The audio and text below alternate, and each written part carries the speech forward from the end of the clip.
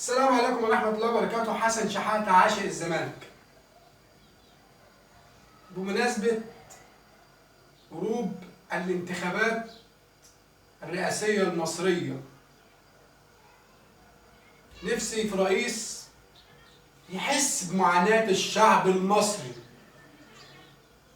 المواطن المصري، الرجل المصري أو المرأة المعيلة، يحس بمعاناة الشعب المصري، بالناس اللي عندهم مشاكل في حكاية الإيجار، وعندهم أولاد في مدارس ما بين دروس ومواصلات ومتطلبات الأكل والشرب الغالية اللي بجد الله يكون في عون الشعب المصري. نفسي برئيس يحس فعلا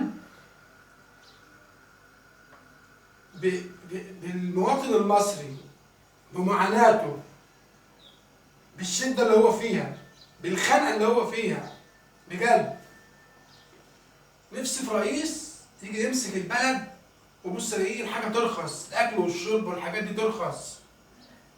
يعني الراجل يجي يعمل، المواطن يجي يكلف الاكله مثلا الشعبيه، ولا يجي يكلف اكله كده، اي اكله بسيطه، الحاجات تتكلف مثلا 30 40 جنيه على قده. ما نفسه في اكله محشي، في ناس ما بتعرفش بتاكلها من الغلا، وفي ناس عشان يجي يعمل اكله محشي لاولاده ويجيب لهم فرخه صغيره قد كده يروح يستلف من الناس فلوس، وفي ناس بتخش جمعيه عشان تعمل اكله محشي. فنفسي في رئيس يجي بجد يحس بمعاناة المواطن المصري والمرأة المعيلة المصرية والأرملة المصرية والناس بجد، والشباب المصري اللي عاوز ينزل يشتغل ويكافح وكده ويشوف له شقة ويتجوز، وعشان بعد ربنا يكرمه ويخلف ويبقى رب أسرة ويعرف يعيش. نفسي في رئيس بجد كده يحس بمعاناة المواطن المصري عشان ما يبقاش في نسبة طلاق كبيرة. وبإذن الله يجي، واللي هيجي مش هيخترع، والله خير في قلب البلد دي وخير العالم كله في قلب الأرض دي.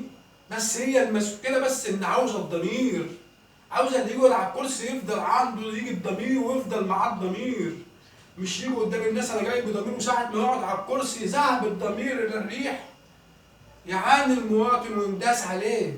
نفسي في رئيس يحس بمعاناة المواطن المصري، ما يكلف اي اكله شعبيه مثلا تكلفه 30 جنيه يبقى على دماغنا. عاوز ياكل اكله محشي ولا اكله حاجه تكلفه 60 70 جنيه، هو بينزل اساسا بيشتغل، اللي بيجيب 50 60 جنيه في اليوم ولا اللي بيجيب 100 جنيه هيجيب منين؟